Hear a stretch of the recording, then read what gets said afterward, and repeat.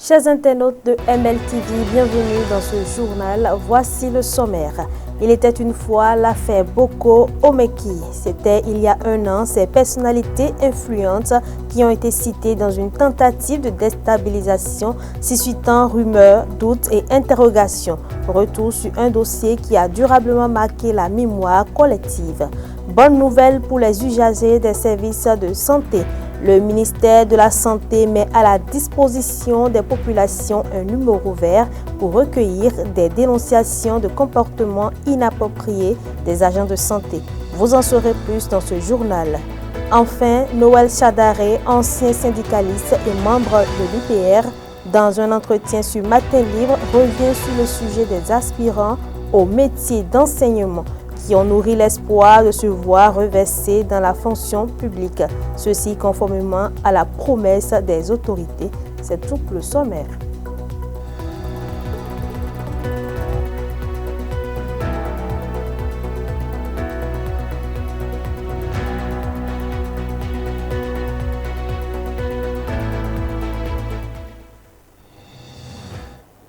Chers internautes, le 24 septembre 2024 a marqué les esprits au Bénin. C'était il y a un an, au sommet de l'État, une affaire inédite éclate et plonge le pays dans la stupeur.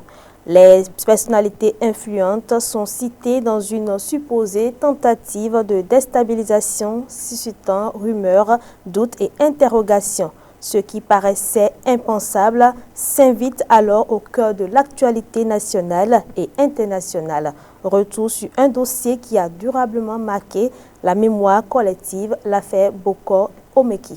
Le 24 septembre 2024 restera gravé dans la mémoire collective des Béninois. Ce jour-là, le pays s'est réveillé avec une onde de choc.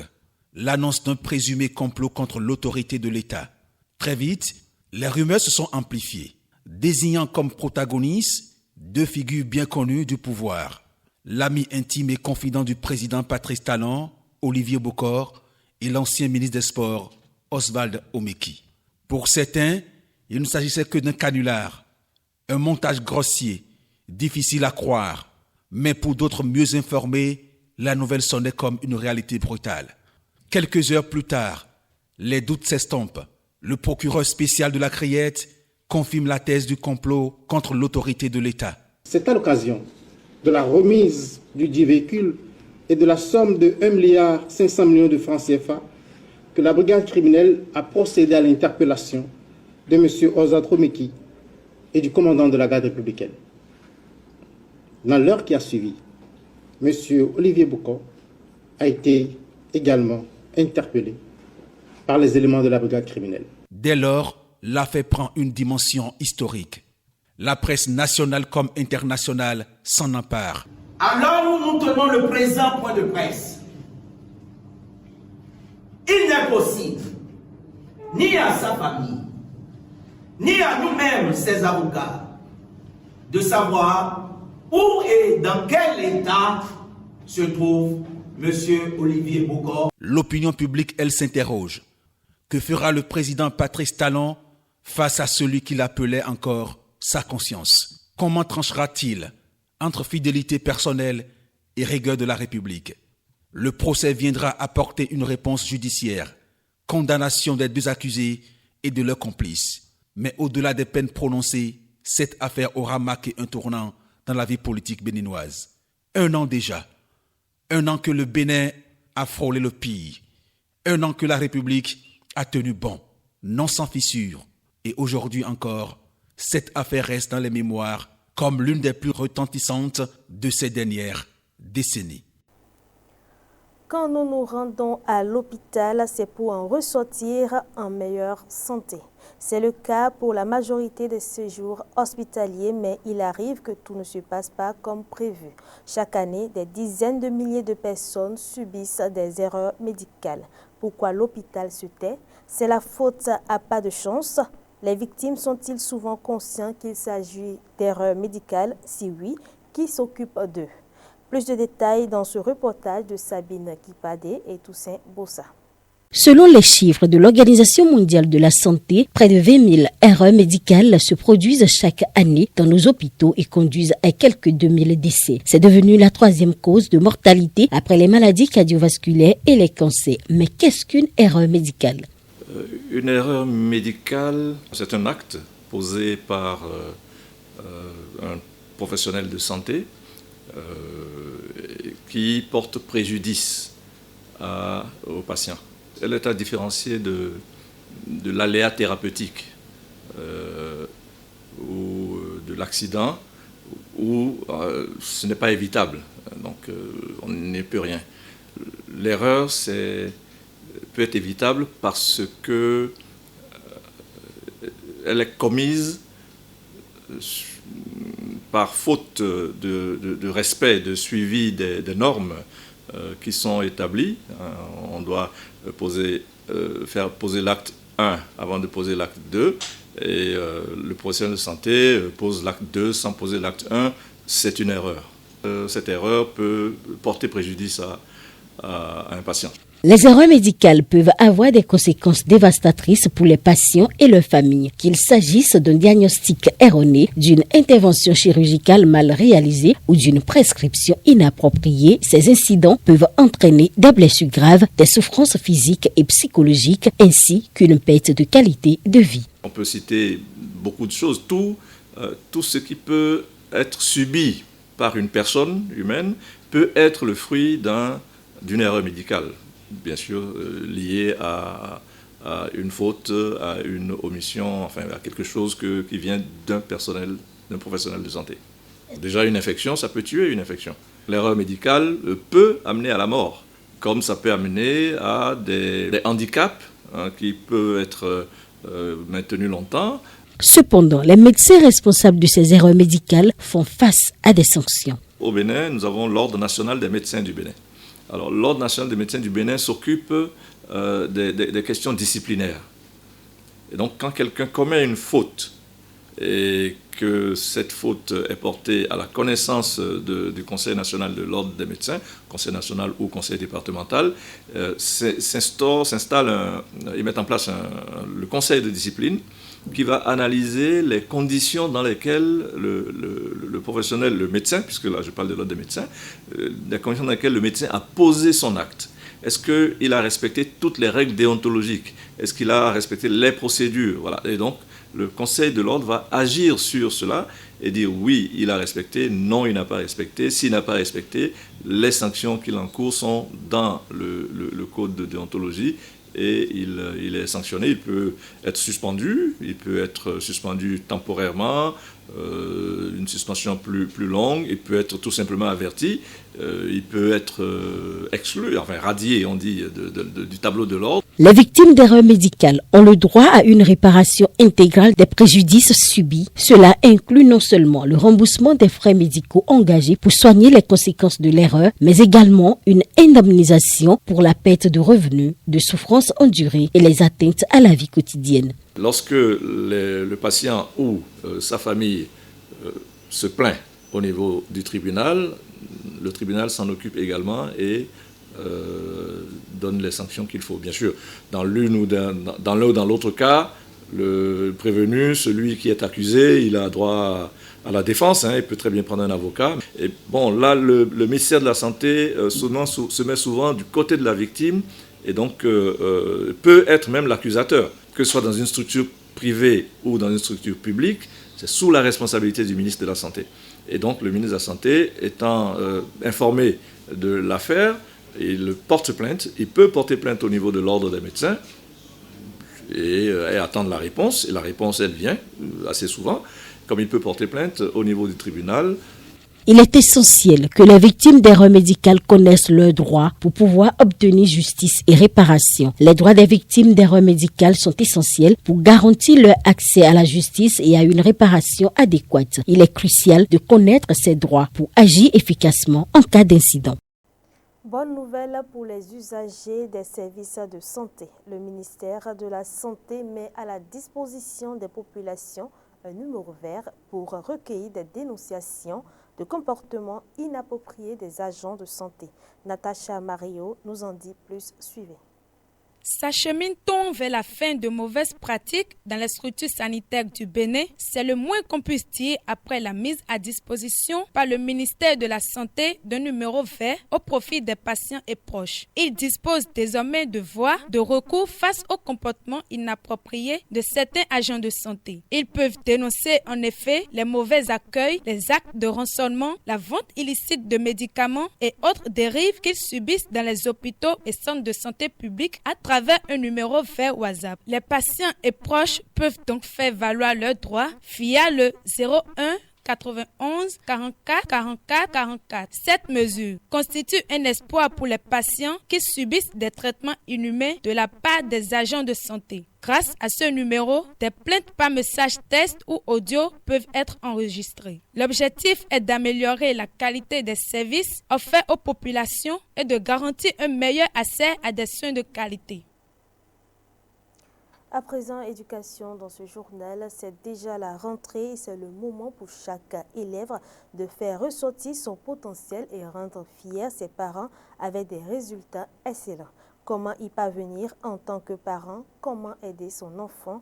Réponse avec le coach scolaire Fulgence Arwangoun.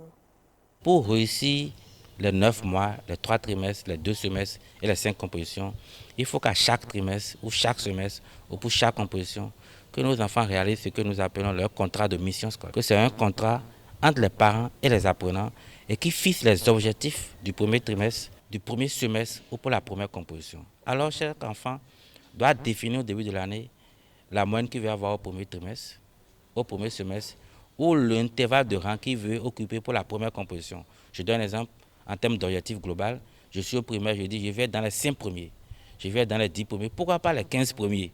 Parce qu'il faut voir d'où est-ce que l'enfant vient. Si l'enfant n'était pas dans les 10 premiers, pourquoi lui dire qu'il soit dans les 5 premiers? Il faut tenir compte des forces et faiblesses de nos enfants et leur dire de faire ce contrat où ils vont dire la moyenne qu'il veut avoir au premier trimestre. Lorsqu'on a fini de donner la note ou la moyenne dans chaque matière, il est important maintenant de se dire qu'est-ce que je vais avoir comme comportement. Nous invitons les parents et les apprenants à décider de l'attitude qu'ils doivent avoir pour le premier trimestre, pour le premier semestre. C'est-à-dire, qu'est-ce que je dois cesser de faire pour réussir? Je donne un exemple simple. Je ne vais plus perdre mon temps devant la télé. Je vais apprendre à vite rentrer à la maison. Je vais toujours faire mes exercices. Nos enfants savent ce qu'ils doivent cesser de faire pour réussir. L'objectif, le contrat de mission scolaire a pour voler aussi de fixer le bilan des attitudes. Donc nos enfants doivent définir leur attitude pour qu'in fine, on puisse leur dire, mon fils, tu n'as pas travaillé parce que tu te rappelles, tu as dit, tu ne dois plus perdre ton temps devant les écrans. Tu regardes la télé tout le temps. Tu ne fais jamais tes exercices. Donc c'est important de faire ce contrat de mission avec les parents et les apprenants et de pouvoir mettre ça en pratique. En faisant quoi? Il faut avoir un emploi du temps. Parce que quand on a dit qu'on va avoir une moyenne, qu'on va avoir des notes, qu'on veut cesser de faire telle ou telle chose, qu'est-ce que je fais chaque jour pour atteindre mon objectif? C'est mon emploi du temps au quotidien. Nos enfants sont des champions. Et tout ce qu'on dit qu'on est, on finit par l'être. Il est important de motiver nos enfants pour leur dire, mais vous êtes champion. Mais non seulement vous êtes champion, mais vous êtes élu pour réussir. Autrement dit, quand l'enfant ne va pas apprendre ses leçons, on va lui dire, mais est-ce qu'un champion n'a pas appris ses leçons? Quand l'enfant ne va pas faire ses exercices, on va lui dire, mais est-ce que l'élu du système ne va pas faire ses exercices? Autrement dit, tout cela, c'est pour motiver nos enfants, pour leur montrer qu'ils sont des champions de demain. Alors, depuis le 15 septembre dernier, les acteurs de l'école ont retrouvé le chemin des classes. Les aspirants au métier d'enseignement ont nourri l'espoir de se voir reversés dans la fonction publique. Ceci conformément à la promesse des autorités béninoises. C'est l'un des sujets abordés avec l'invité spécial de ce 24 septembre 2025 sur Matin Libre TV. Je vous invite à suivre un extrait de l'entretien entre Romuald Rumi et Noël Chadaré, ancien syndicaliste et membre de l'UPR. Les scolaires qui a démarré et puis d'ailleurs vous avez formé un certain nombre d'acteurs par rapport à cela. Les armes, ça vous dit quelque chose? Le reversement qui a été entendu? Je suis conseiller pédagogique. Je fais cours. Aujourd'hui c'est mercredi. Hier j'étais au cours. Et à 7h dans ma classe de terminale littéraire, terminale A, au sujet des gamins. Aujourd'hui, ce matin, j'étais en tant que conseiller pédagogique, je suis allé, on a les animations pédagogiques hebdomadaires, tous les mercredis. Donc j'étais dans 2 établissements pour voir comment il y avait l'animation, ils animaient les collègues de français. Et donc je suis tout le temps avec ces AME. Je sors d'une formation, on est allé faire une formation dans la Takora Donga, le Borgou, à Libori, au mois d'août, qui a un peu enjambé sur le mois de septembre. Donc on a fait, je suis à leur contact, je sais qu'ils sont dans un état d'esprit que je comprends, parce que ils attendent ce reversement annoncé, promis, et ça met du temps pour eux à venir, ce qui est juste, ils ont des ressentis. Et moi, je les comprends, parce que ce n'est pas facile, surtout pour ceux qui sont dans l'enseignement secondaire. Il y a certains qui ont des heures que, moi j'ai estimé qu'on ne peut pas donner 26 heures, 28 heures à un enseignant. 26 heures au secondaire, il ne veut pas donner le meilleur de nous. Mais eux, ils attendent aussi, il y a ça, mais surtout ce qui les préoccupe, c'est le reversement. Mais depuis, ça traîne pour eux et pour nous aussi. Et je les comprends. Ce qui a fait que ça traîne, moi je peux expliquer un peu, c'est que, mais ça va se faire, ça je le dirai, ça va se faire. Ça ne tardera pas. Vous avez cette confiance-là? Oui, ça va se faire. Je suis tout. Et ce qui a fait que ça a traîné un peu, c'est que quand on a dit en 2023 qu'on va reverser 3500, ça fait, sur la mission FA2, ça fait 1750, 1150, vous avez deux ministères qui sont les utilisateurs. On a dit, il faut organiser un test.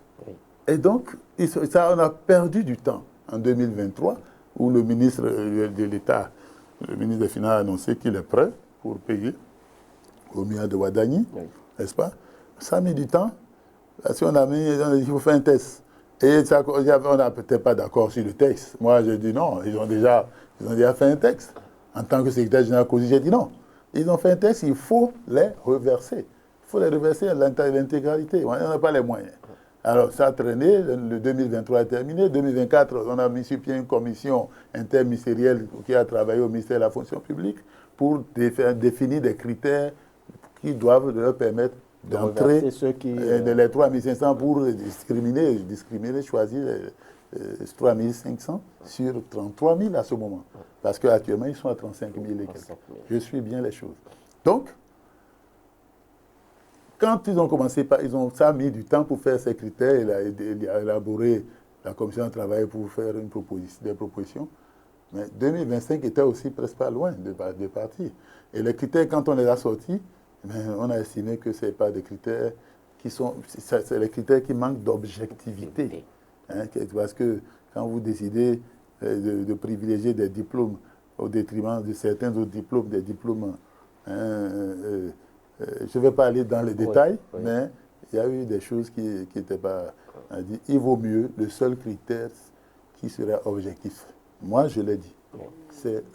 Vous avez pris année par année. Donc, les premiers à être pris, la première promotion, on commence par reversez-les. Ou bien vous reversez tout le monde, ou bien vous reversez les premiers, ils sont 18 000. Après, il y a deuxième, troisième. Donc, quand vous faites comme ça, vous étalez ça sur peut-être 3 ou 4 années, vous prenez les premiers, ça va être déjà bon. Et ce serait objectif. L'objectif, moi, ce que je recherchais dans cette volonté de reverser, c'est de tenir compte, d'être objectif. Quand on reverse, là, il ne faut pas qu'on dise qu'il y a eu à faire. Non, on a pris des gens, vous dites première promotion.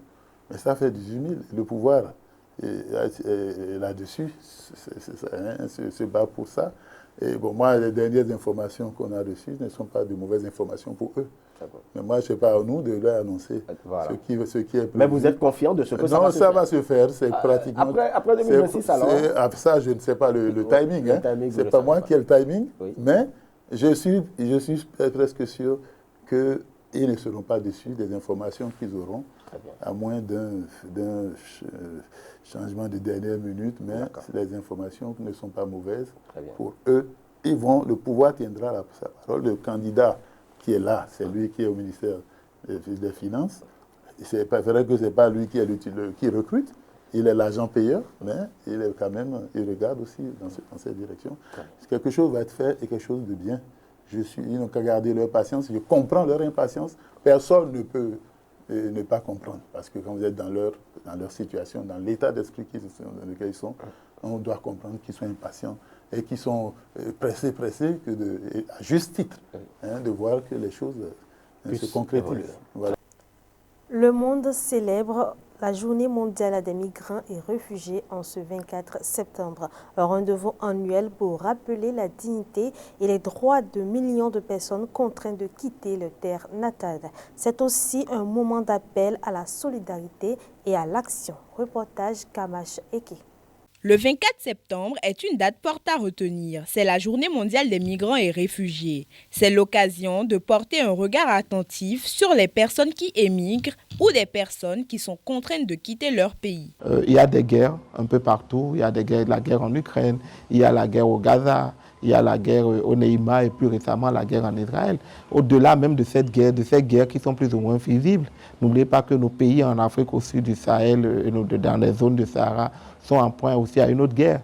La guerre contre l'extrémisme violent, la guerre contre le terrorisme, qui font que des milliers de personnes dans nos milieux se déplacent d'une communauté A vers une communauté B pour avoir la paix et la quiétude sociale. Donc c'est important d'attirer davantage, comme je l'ai dit, l'attention de tout le monde sur cela. La deuxième chose, c'est dans un contexte d'aménagement des ressources.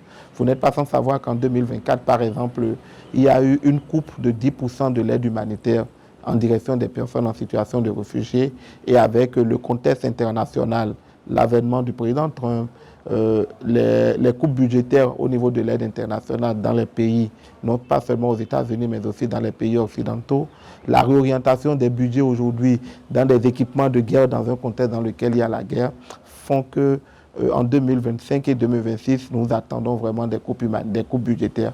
Face à ces coupes-là, il faut vraiment que, au niveau de nos États, nous puissions faire de la question des réfugiés des questions prioritaires. Cette journée invite à la solidarité, à la reconnaissance de leur dignité et à la réflexion sur les causes profondes des migrations. Non, un pays comme le nôtre, pas seulement en termes de stabilité, mais aussi un pays qui a une expérience d'accueil des réfugiés. Qui vous souvient, dans les années 1990, nous avons accueilli des réfugiés d'un pays voisin. Pas plus tard qu'en 2000-2005, nous avons aussi accueilli des réfugiés d'un autre pays de l'Afrique de l'Ouest. Et aujourd'hui, notre territoire aussi accueille des personnes qui sont en situation de réfugiés, qui quittent des zones en proie avec le terrorisme. Je pense par exemple dans des zones du Sahel, au Burkina, au Niger, des personnes qui quittent ces zones-là pour venir dans notre pays. Cela veut dire que nous devons comprendre que oui, aujourd'hui, nous sommes un pays d'accueil de réfugiés. Nous continuerons à travailler pour que notre pays soit un pays de paix, un pays de quiétude, pour que des citoyens béninois ne soient pas appelés à se réfugier ailleurs. Dans le contexte international, 2 autres dates importantes sont consacrées à ces thèmes. Le 20 juin est la Journée mondiale des réfugiés et le 18 décembre est la Journée internationale des migrants, proclamée par l'ONU pour sensibiliser aux droits et aux contributions des migrants. C'est la fin de ce journal. Merci de nous avoir suivis. N'oubliez pas de vous abonner à notre page Matin Libre TV et appuyer la cloche de notification pour ne rien rater des prochaines informations. Portez-vous bien.